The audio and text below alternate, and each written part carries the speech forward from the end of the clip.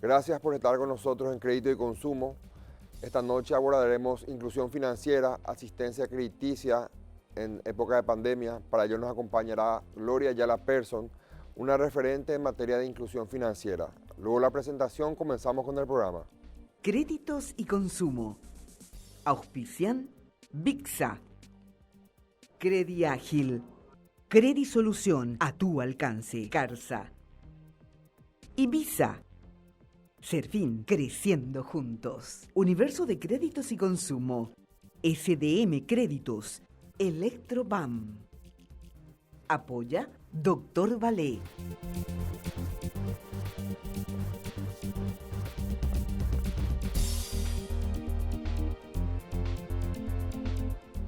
Comenzamos la entrevista con la economista Gloria Ayala Persson. Muchas gracias, Gloria, por acompañarnos.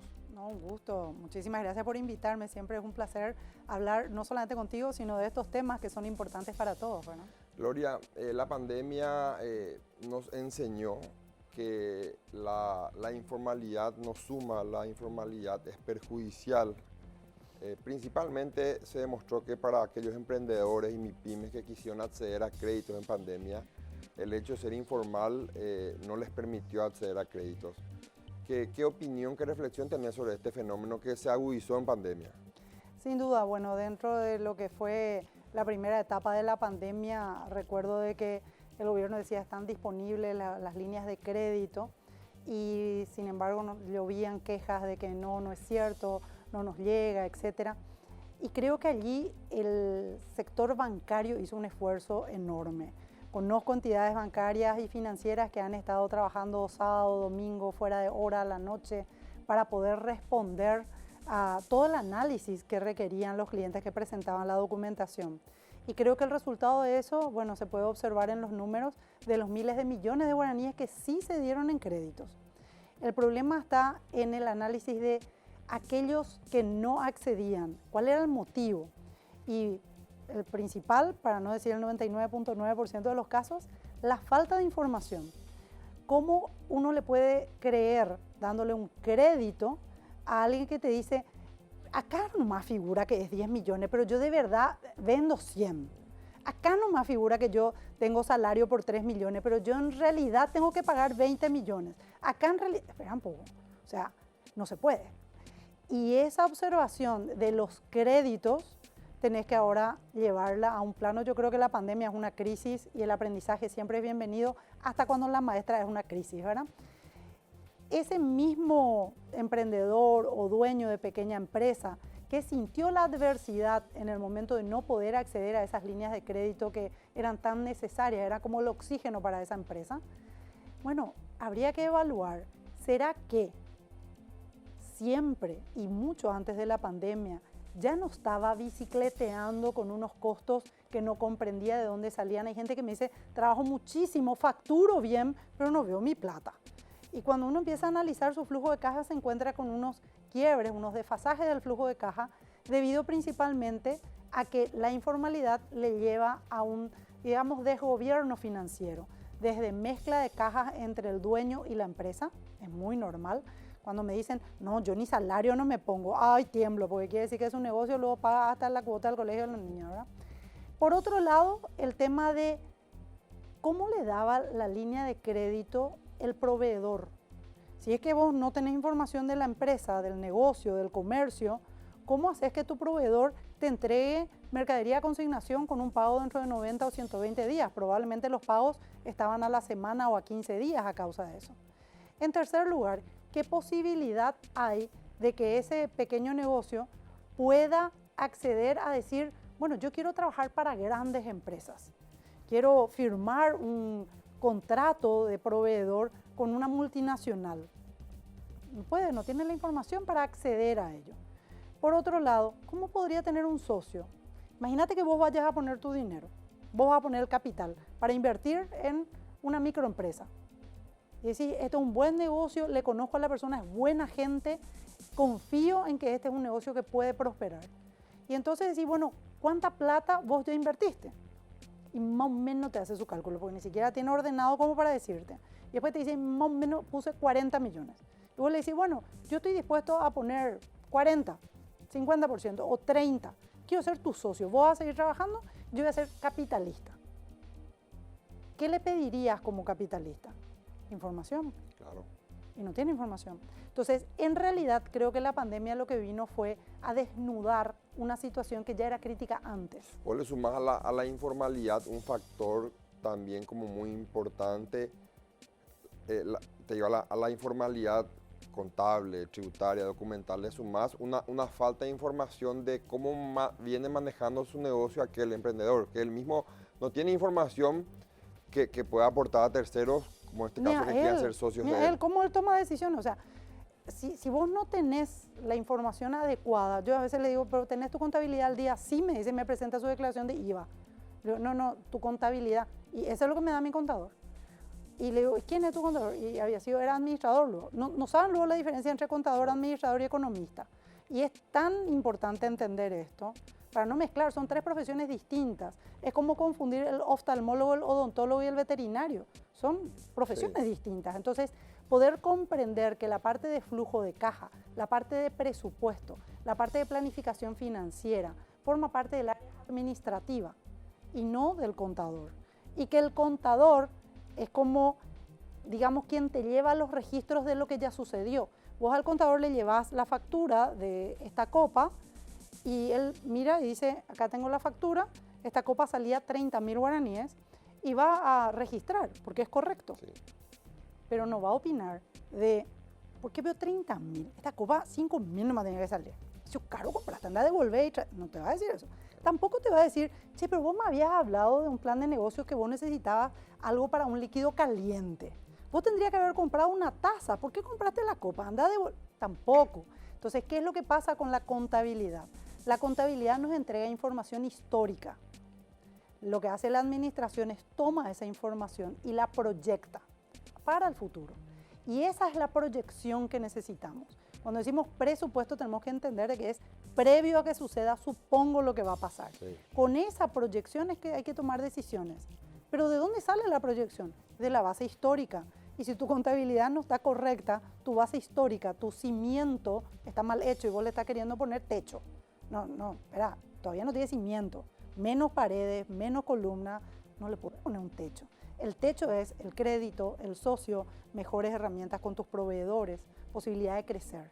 Entonces, comprender de que la información primero es para que él mismo pueda tomar la información y luego, las decisiones informado, y luego esa información la puede proyectar para la expansión de su negocio. Tu respuesta a mi primera pregunta para mí es clave y demuestra en primer lugar tu experiencia en lo que es educación financiera. Ahora quiero aprovechar esa experiencia que tenés, Gloria, hace años que te dedicas a varias cuestiones, pero específicamente al tema de educación financiera.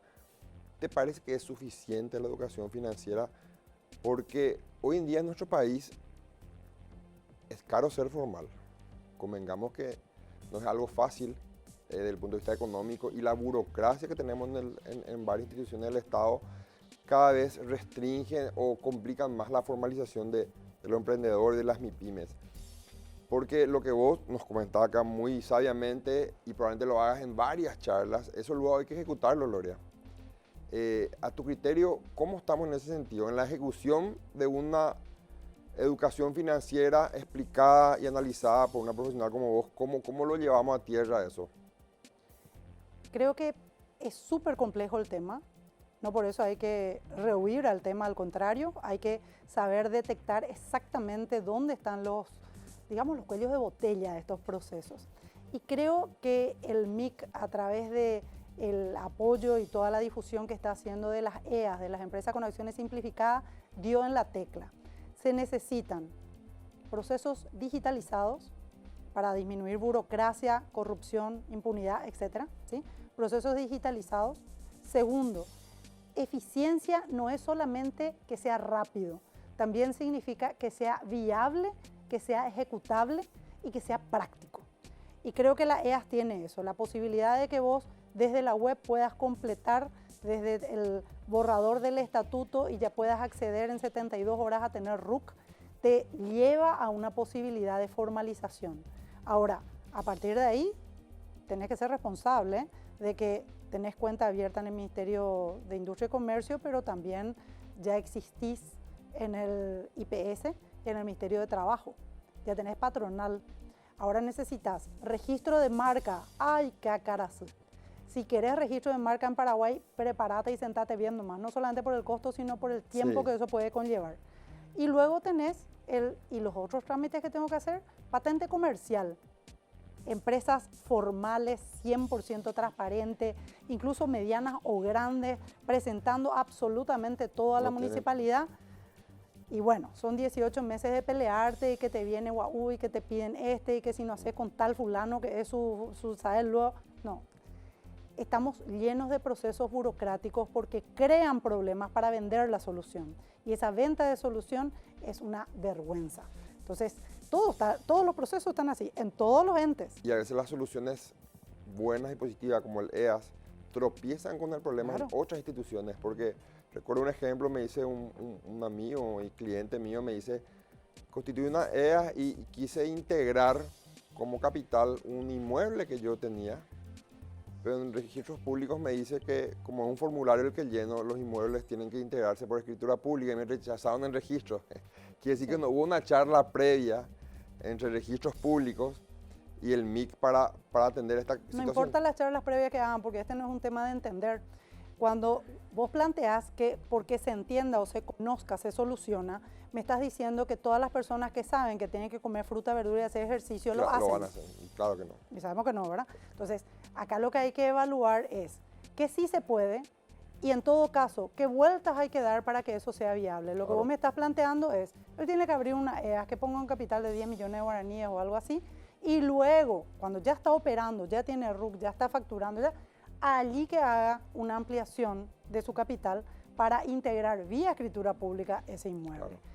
Si es que el inmueble fuera productivo y realmente necesario y útil para la empresa, que ese es otro tema también de educación financiera. Vos me hablaste de educación financiera como si fuera un tema que tenga que ver solo con el dinero. En realidad la educación financiera viene desde la lactancia materna. De ahí arranca educación financiera. Porque si es que se le da la lactancia materna exclusiva durante 6 meses al bebé, el bebé no se enferma, el bebé prácticamente todo el desarrollo neuronal, el 80% se dan los 1000 primeros días, desde la concepción hasta que cumple 2 años. La mamá puede empezar a trabajar porque su bebé no se enfermó, o sea, no solamente no gastó en medicamentos y pediatras, sino que también pudo trabajar mejor. Puede dormir el bebé de noche, o sea, hay una serie de cosas. Cuando hablamos de educación financiera estamos hablando de algo súper amplio y no solamente de créditos, estamos hablando también del área de inversiones. Entonces, la decisión financiera está basada en experiencia, en conocimiento, pero por sobre todo en objetivos. Y vuelvo a esa palabra, hay que proyectar. Yo odio hacer dieta, con mi alma odio hacer dieta, pero tengo un casamiento el sábado, así que voy a cerrar mi boca. No porque quiera hacer dieta, no porque me guste el hábito de la comida saludable, etcétera, sino porque mi meta es entrar en mi vestido. Entonces, cuando uno tiene claridad sobre la meta, también es más fácil acceder al proceso. Y esta meta es la que no tengo clara. Cuando este emprendedor o el dueño de la pequeña empresa dice, bueno, yo quiero una empresa formal, y se encuentra solamente con obstáculos. Entonces dice, pero ¿vale la pena entonces? ¿Para qué quiero ser formal? Y ahí es donde yo creo que no existe, ahí es donde no existe una respuesta uniforme de todos los entes. Porque si todos los entes tuvieran esta claridad, entonces no estaríamos con un 60% de nuestra economía informal. No tendríamos solamente 17 de cada 100 trabajadores en IPS. ¿Qué es lo que nos sucede? ¿Acaso no nos preocupa la salud? ¿No nos preocupa la jubilación? Yo creo que sí. ¿Pero por qué no se hace? Quiero profundizar, Gloria, este tema. Hay 2 preguntas claves. Quiero un corte, Gloria, y volvemos en breve, pero quiero profundizar el tema de educación financiera contigo. Bueno. Volvemos en breve con Gloria Ayala.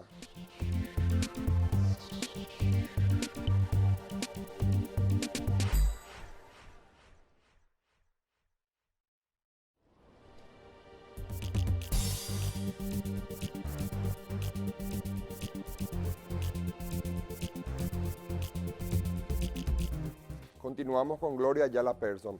Gloria estuvo con nosotros en algún programa el diputado Carlos Rejala. Él decía que había presentado un proyecto de ley, estaba trabajando para incluir en la malla curricular la educación financiera, inclusive ya de etapa de escolar básica. La verdad, soy sincero, no le hice el seguimiento a eso. ¿Tenés información? ¿Qué opinás de eso? ¿Sabés si eso prosperó? ¿Cómo va ese tema?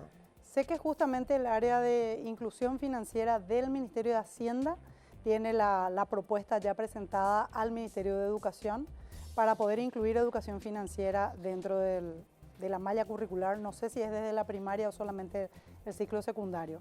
Ahora, me gustaría preguntar qué creen que es educación financiera, porque lo que veo es un sesgo muy importante. ¿Te consultaron, Gloria? ¿Recurrieron a vos? Pregunto. No recurrieron a mí. Pero pregunto porque yo quiero hablar de, no sé, quiero hablar de cocina y voy a recurrir a los 3, 4, 5 mejores chefs de Paraguay. Quiero hablar de educación financiera y voy a recurrir a Gloria Ayala. O sea, pregunto si... Sí. No recurrieron a mí. De hecho, tengo una gran preocupación con relación a esto. En primer lugar, decir, sí, obvio que se necesita, así como se necesita educación vial y como se necesita educación cívica, que son, no sé, materias básicas que deberíamos de tener, ¿verdad? Pero me preocupa porque los grandes endeudados en Paraguay, en primer lugar, son los maestros y en segundo lugar, los policías. Entonces, ¿qué altura moral va a tener la maestra para enseñar sobre educación financiera? Porque yo puedo tener el chip acá, sí, hay que comer fruta, verdura y hacer ejercicio, pero si me ven obesa o me ven comiendo a mí pan o tallarín, etcétera, ¿cómo van a creer lo que yo le estoy diciendo? Entonces, la educación financiera es algo que se construye desde herramientas del hogar. Es como cepillarte los dientes. La maestra puede explicar en un PowerPoint, o en una pizarra, o en un Zoom, o sea, en un Teams, pero en realidad el hábito lo desarrollas porque tu mamá o tu abuela te metió el cepillo de dientes todos los días en la boca y no te dejas dormir sin cepillarte los dientes. Y hoy, así grandote como sos, después de una farra te vas y te acostás con tu ropa y tus zapatos y decís, no me cepillé los dientes, y te levantás y te cepillas los dientes. ¿Por qué? Porque tenés un hábito. El hábito significa algo que repetís de manera consciente y constante hasta que se convierta en inconsciente. Eso necesitamos en educación financiera. Entonces, me parece buenísimo que empecemos a hablar, incluso desde la primaria. Ahora, no es solamente un tema, digamos, de currículum, también es un tema de adaptación a lo que es la realidad de las familias paraguayas y a lo que es el ejemplo que podríamos tener. Yo creo que en primer lugar hay que trabajar con las mismas docentes. Hablo de mujeres porque son la gran mayoría, pero por supuesto con todos los docentes, para ver primero que ellos se prueben el traje. Algo que tiene que quedar cómodo y tenés que sentir que realmente es algo que te resulta útil para que desde ese ejemplo puedas transmitir con convicción al otro. Y ese otro, principalmente cuando se trata de niños y de jóvenes, necesitan hoy, estamos hablando de centennials, necesitan admirar para respetar. Eso nos pasa incluso en nuestras empresas. Ya no existe esa posibilidad de que te respete y te admire solamente por tu cargo, tu auto, tu apellido o tu cuenta corriente. No le importa. Ellos le respetan a quienes admiran. ¿Y a quienes le admiran? A las personas que son coherentes. Entonces, ¿cuál es la integridad que vamos a demostrar desde la educación financiera como un resultante? Una persona que sabe de esto, aplica y lo veo exitoso, próspero, con bienestar, con tranquilidad financiera. Por eso confío en eso. Hay que construir desde ahí, hay que construir desde quién es el que va a ilustrar sobre el tema. Desde el sector privado, ¿vos ves, Gloria, algún plan nacional que se enfoque en la inclusión financiera? Recuerdo haber participado en varias reuniones del ENIF, de la Estrategia Nacional de Inclusión Financiera. Quedó en el famoso, a mi criterio, PAREI. Eso continúa, solamente que está con ese foco de inclusión. Ay, si ya, Anga, que pobrecito, Anga no tiene, le vamos a ayudar. A mí me parece que inclusión es el médico que no tiene idea de cómo se hacen inversiones. Me preocupa muchísimo el arquitecto, el ingeniero, el agrónomo que hace planes de inversión y no tiene idea de sobre un flujo de caja y un presupuesto. Me preocupa enormemente la manera en la que los empresarios que no saben que son empresarios. A veces, ¿a qué te dedicas? Y tengo un negocio en tal lugar. Ah, sos empresario. No, yo soy comerciante. Pero ¿por qué él no se reconoce como empresario? ¿Qué es lo que nos está sucediendo? Ahora hay como una idea así recontra naif, súper romanticona de, ay, qué lindo ser emprendedor. Es hermoso ser emprendedor. Sí, obvio, pero ¿qué significa ser emprendedor? Es, no sé, una adolescente que hace torta para vender los fines de semana es emprendedora. La jovencita que hace pulserita para venderle a su compañera es emprendedora. O tener que tener $500,000 invertidos para ser emprendedor. O sea, ¿qué significa ser emprendedor? ¿Qué nivel de propuesta y de programa de negocio o de plan de negocio? ¿Cuál es el plan estratégico, el plan operativo, el plan financiero? ¿Hacia dónde está apuntando? ¿Cuáles son las metas? ¿Qué implica este tema de proceso de formalización? Todo eso es educación financiera. Entonces, creo que hay un enorme espacio para trabajar. Y a mí me preocupa cuando me hablan de educación financiera como un tema de que tiene que tener acceso a una cuenta bancaria, todas las trabas del mundo para abrir una cuenta bancaria. Impresionante. Terrible. Y por otro lado, tenemos, no sé, organismos como Rediex, que me parecen fantásticos, de promoción a vamos a atraer inversiones, somos lo máximo en Paraguay. Pero ni siquiera a los paraguayos que viven en otros lugares se les permite abrir cuentas. Sí, ese tema... Es el cuarto ingreso más importante del país. Las remesas son el cuarto ingreso. No pueden tener cuenta corriente. O sea, espera un poquito. Creo que hay como demasiada desinformación y es como un mosaico que está totalmente desarmado y cada uno hace su mejor esfuerzo, pero nadie ve al país como esta es la meta que tenemos que construir. Y creo que la educación financiera puede ser, no sé, el poxipol, la goma arábiga para hablar en terminología de antes, ¿verdad? Que puede justamente ayudar a armar este puzzle. Porque en realidad el país es uno. Somos 7 millones de habitantes, déjate hinchar, somos un barrio grande de São Paulo. Sí. No puede ser de que exista esta enorme desinformación en la construcción del país que queremos. Y justamente la educación financiera es la que nos permite a vos, a mí, a todos, personas, familias, empresas, Estado, tomar mejores decisiones. Coincido plenamente contigo, Gloria. Quiero tocar últimos dos temas contigo a la vuelta de la pausa. Después te libero, sé que tenés un compromiso, pero quiero tenerte un bloque más. No hay problema. Volvemos en breve con Gloria Ayala Persson.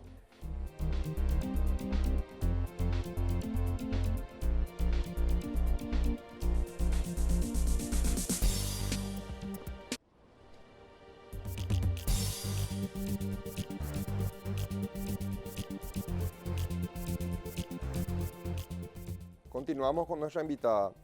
Gloria, probablemente la falta de información de lo que vinimos hablando en los bloques anteriores alguna vez tuvo su consecuencia en alguna reunión del Congreso Nacional cuando algunos parlamentarios impulsaron la ley del tope de tasa de interés a la tarjeta de crédito, con un objetivo que aquí en mi programa lo ratificaban dos ex ministros de Hacienda, el ministro de Hacienda actual, director del Banco Central, que el objetivo pretendido no fue el conseguido y que las consecuencias fueron más negativas que positivas, específicamente en lo que fue el tema de la retracción del consumo y también desbancarizar a ciertos sectores de la población. ¿Cómo se impulsa del sector privado, del sector financiero, alguna estrategia para hacer entender al Congreso Nacional que ese no es el camino? ¿Cuál es tu opinión? ¿De verdad vos crees que se trata de entender? O sea, me gustaría que son muy inocentes porque pensás que si se le explica va a entender y va a cambiar. No. Creo que no es la... Esa fue una medida absolutamente populista. Sí.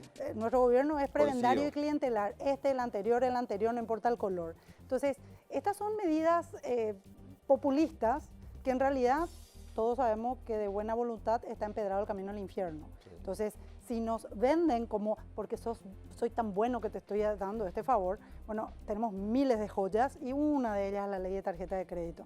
La tarjeta de crédito, no sé, la tasa estaba en 28, yo sé usar tarjeta de crédito, nunca me importó que la tasa puede estar 40, si querés, no me importa. ¿Por qué? Porque yo uso la tarjeta de crédito como medio de pago, no como medio de financiación. Ahora, la persona que vivía de supermercado con su tarjeta de crédito, financiaba su vida por una tarjeta de crédito, simplemente dejó de ser el cliente para una entidad bancaria. Y entonces al desbancarizarse, es decir, a no tener el acceso vía tarjeta de crédito a una entidad bancaria, ¿de qué te sirve que la tasa esté en 12 o 13%, siendo que en realidad esas personas ya no tienen la tarjeta?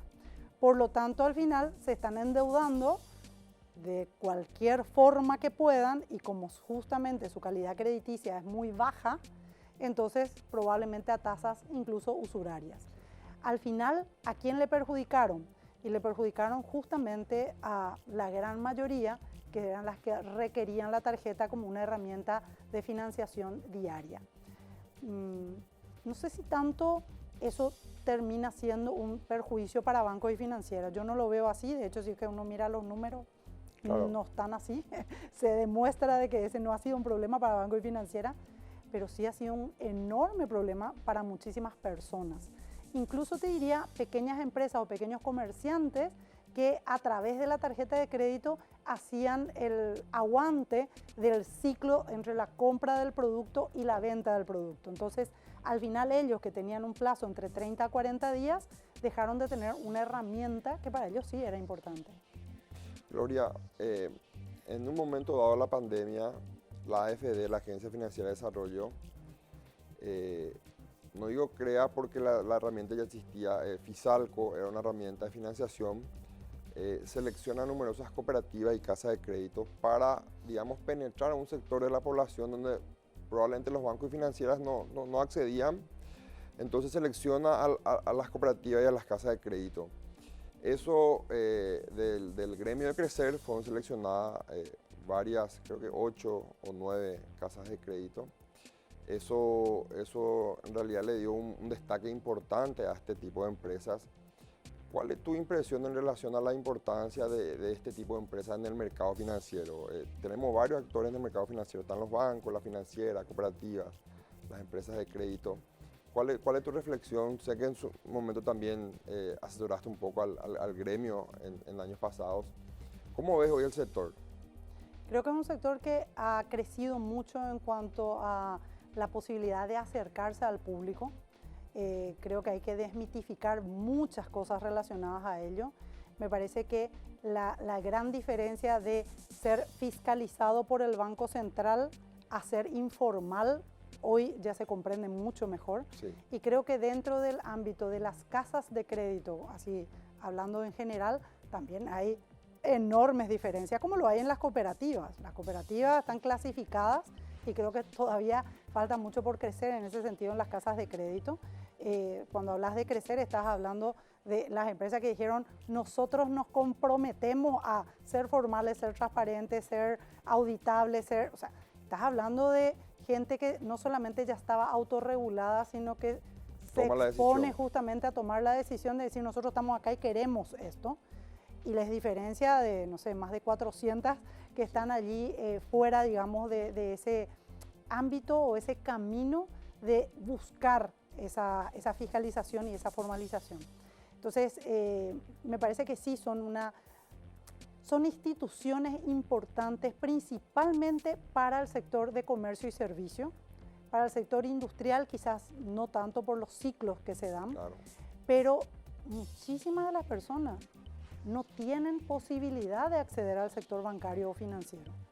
O trabajan con el sector bancario y financiero, pero la agilidad que tiene el sector de las casas de crédito en cuanto al plazo requerido como para hacer un desembolso o algo, termina siendo como un complemento para lo que es el sector bancario. Entonces, me parece que vienen por supuesto, a llenar un espacio de mercado, porque si no, no existirían, y creo que todavía hay un largo camino de crecer institucionalmente y también de diferenciar la paja del trigo. Me parece que hay muchísimo todavía allí que hacer.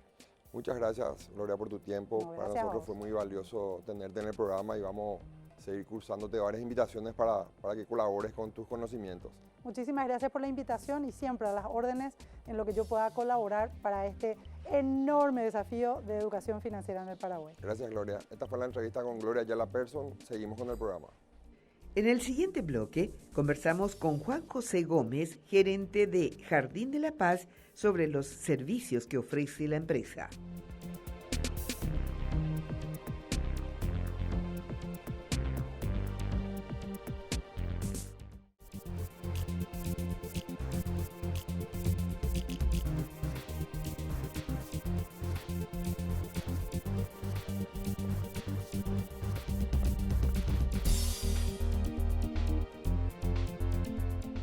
Si nos puede comentar cuáles son los servicios que actualmente comercializa Jardín de la Paz. Bueno, para explicar un poco Jardín de la Paz, antes de entrar en los servicios, Jardín de la Paz es una empresa de 32 años de trayectoria dentro del mercado paraguayo. Tenemos una infraestructura a nivel país en donde nos encargamos de la prestación de servicios, administración, también de cementerios propios y en alianza con quienes trabajamos, en donde nos encargamos de llegar a todas las personas de este país con la gama hoy, te podría decir, más grande de portafolio de productos y servicios dentro del rubro, que bueno, hacen un poco el conjunto de opciones para poder ofrecerle al pueblo paraguayo, a todas las personas dentro del territorio nacional, no importa la ubicación. Nos encargamos en este rubro, dentro de la prestación de servicios, del servicio velatorio propiamente dicho, en diferentes formas de poder adquirir, ¿verdad? Entiéndase que no es fácil, o muchas veces es un poco difícil hablar de este tema del servicio velatorio o de la despedida de un ser querido, del homenaje de despedida, como nosotros decimos siempre dentro de Jardín, porque eso es lo que hacemos, es un servicio, pero es un homenaje de despedida para esa persona, ese ser querido que nos estás dejando de este plano para pasar a otro plano. Y bueno, los que quedamos somos los que tenemos que afrontar esa situación. Para ello hay una gama diferente de tipos de servicios que nosotros ofrecemos en componentes, en accesos a sala velatoria, en acceso a domicilio, ya sea dentro del territorio acá de Central, Asunción o en el interior, que nos permite un poco entrar en comunicación con los familiares y poder acercarnos de una manera bastante accesible para que todo aquel que decida ser previsor, porque eso es lo que nosotros impulsamos un poco desde Jardín de la Paz dentro del rubro, que hay que saber prevenir esto, porque es algo que va a suceder eventualmente, sea cual fuese el motivo o sea cual fuese el tiempo que suceda, esto va a pasar. Y si tomamos conciencia de eso, es donde tenemos que entender qué es lo que queremos para esa persona que se va. Y ahí es donde nosotros como asesores dentro del rubro entramos para poder adecuarnos a la situación que cada persona quiere, dentro de lo que económicamente le es posible y dentro de lo que aspiracionalmente es lo que desea para esa persona.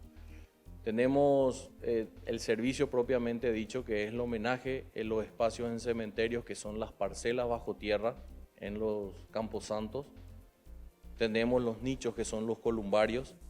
Estamos con el servicio de los certificados de cremación, que estamos lanzando el complejo. Hace poquito tiempo estuvimos justamente en comunicación con todos, anunciando lo que sería el complejo de cremación, que vamos a estar, que ya empezó la obra en el cementerio de Lambaré.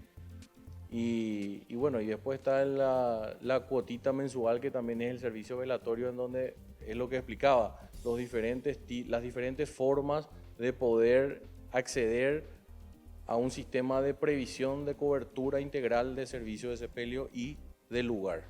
¿Cuál es la importancia que clientes de empresas otorgantes de créditos cuenten con el servicio y con los servicios ofrecidos por el Jardín de la Paz? Bueno, cuando hablamos de empresas que se encargan de otorgar créditos, tenemos que entender que quien más, quien menos tiene algún crédito gestionado dentro de lo que es el consumo de banca de personas o de empresas a nivel de funcionarios cuando hablamos.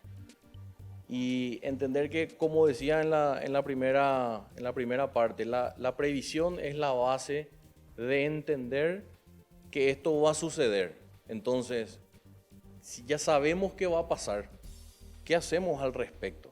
Esa es un poco la pregunta que tenemos que hacernos cuando hablamos de este tema complicado, que es la despedida de un ser querido, y poder decir, bueno, ya sabemos qué va a pasar. Ahora, ¿qué es lo que tenemos que hacer para que no genere un problema? porque básicamente termina siendo una situación complicada cuando uno no trabaja con tiempo esta situación. Entonces, las casas de crédito se encargan de prestar dinero, ya sea para consumo, para compra de electrodomésticos, compra de vehículos, para lo que fuese, ¿verdad? Y cuando hablamos de una situación imprevista, hablamos de un desfasaje dentro de lo que estamos acostumbrados en el día a día. Entonces, como yo le digo siempre al equipo de trabajo, es una situación donde si ya sabemos qué va a pasar, ¿por qué no nos preparamos con tiempo sabiendo qué va a pasar? No sabemos cuándo, pero eventualmente va a suceder. Entonces, si uno está ya con una situación financiera al límite, en donde viene cumpliendo sus obligaciones crediticias en forma, pero muy en forma ajustada, una situación de imprevisto puede desfasar lo que se está haciendo el mes a mes. Entonces, ese desfasaje que implica entrar en mora.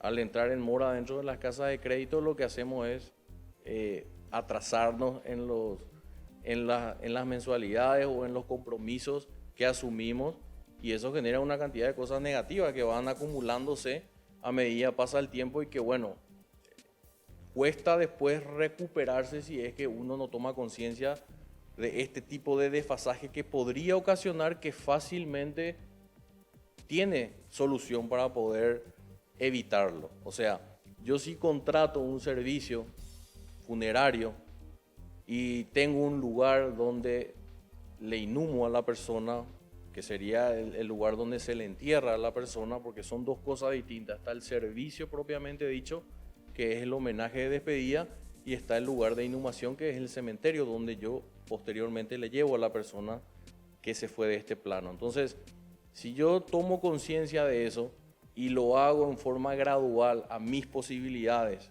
y que no me tome por sorpresa, es donde yo estoy preparado para lo que se viene. No viene a ser un desfasaje, viene a ser una situación normal, parte de la vida, en donde sabemos qué va a pasar, qué sucedió, y que, bueno, por la cultura de ser previsor no me tomó por sorpresa y pude darle la mejor despedida en Jardín de la Paz a ese ser querido sin que hubiese generado un problema económico financiero para mí, que estoy dentro de los compromisos normales, porque cuando genera un desfasaje uno entra en mora, la calificación cambia dentro de lo que es a nivel crediticio hablando, y eso genera una cantidad de cosas negativas que se tornan una situación difícil de ir superando, ya por encima de la situación difícil de estar despidiendo a un ser querido. ¿Cuáles son las últimas novedades en servicios para los clientes de Jardín de la Paz?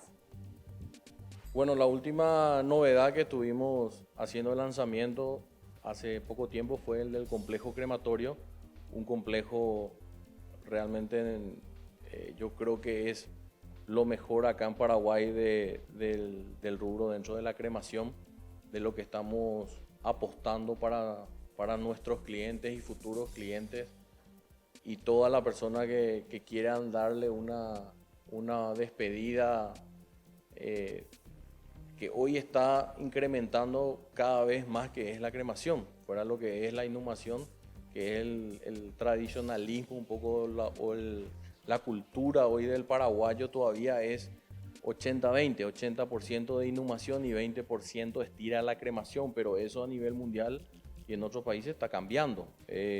La cremación está siendo un punto importante de crecimiento, entonces lo que desde Jardín de la Paz estamos haciendo es apostar a ese cambio, apostar a esa nueva forma de despedida, que es la cremación, en donde le estamos dando todos los componentes que estamos acostumbrados a hacerlo dentro de la empresa para con los familiares que quedan. ¿Existiría la posibilidad de generar alianzas comerciales con empresas de crecer para la comercialización de los servicios que ofrece Jardín de la Paz a sus clientes? Sí, de hecho que siempre estamos en búsqueda de nuevas alianzas comerciales para justamente llegar a esas personas, en su gran mayoría, dentro de la población del Paraguay, porque ¿cuál es el mercado al cual se apunta? El mercado al cual se apunta son los 7 millones y pico de habitantes que tiene el Paraguay. O sea, no hay una limitante donde yo pueda decir solamente este sector o esta zona o estas personas, sino acá nosotros llegamos y lo hacemos a todas las personas. Entonces, por medio de las alianzas dentro del grupo Crecer, nosotros creemos que podemos hacer no solamente la llegada al cliente final, al destinatario final, que es el que usufructa el servicio o para él o para algún familiar, sino que podemos hablar de la tranquilidad en previsión, que es lo que nosotros pregonamos desde Jardín de la Paz, para poder alcanzar un nivel de tranquilidad de una situación que va a suceder. Al formar alianzas, lo que se busca en parcería siempre es fortalecer los lazos de lo que nuestra empresa Jardín de la Paz tiene y de lo que tiene la otra empresa, ¿verdad? Entonces, si encontramos un punto de equilibrio en donde los dos podamos darle un beneficio al cliente final, estamos hablando de una parcería interesante, de una alianza interesante, que es lo que buscamos. Ahora, tenemos muchos modelos de trabajo en alianzas comerciales y de beneficios que se pueden trabajar, que es cuestión de ir viendo cómo adecuar para poder lograr un resultado final, que es instalar en la mente del consumidor la previsión y la cultura de adquirir esto con tiempo y en medida me sea posible, porque cuando hablamos de precio algunos dicen o es demasiado caro o yo no tengo o no, ahí no voy a poder nunca. Pero si uno hace con un poco de antelación y arma un plan estratégico de forma de pago, que las casas de crédito, las empresas de crédito mejor lo saben, se puede acceder a eso que se convierte o que yo pienso aspiracional a hacer una realidad, ¿verdad? Viene por ahí un poco la mano de trabajar en alianza con las empresas y lograr, por sobre todo, tener para ese familiar que se va el homenaje de despedida digno y de lo que yo quiero darle a esa persona, dentro de lo que yo pueda, y si lo hago con tiempo, de hecho que sí o sí voy a poder. Por ahí va. Con la pandemia que se dio con el COVID-19, ¿hubo un antes y un después en cuanto a la cultura de previsión? Sí, la verdad que lo que hizo el COVID, fuera de lo que sea la pandemia en sí, hablando de salud, ¿verdad? Y de todo lo que implicó el movimiento socioeconómico, en la instalación de la mentalidad de previsión, yo creo que fue un avance importante logrado a la fuerza, porque hay dos maneras de que una civilización, de que una población avance, forzándole o con el tiempo. Y en este caso la pandemia lo que hizo fue forzarnos a todos nosotros a entender de que esto es algo que puede pasar y que puede pasar a veces más rápido de lo que pensamos.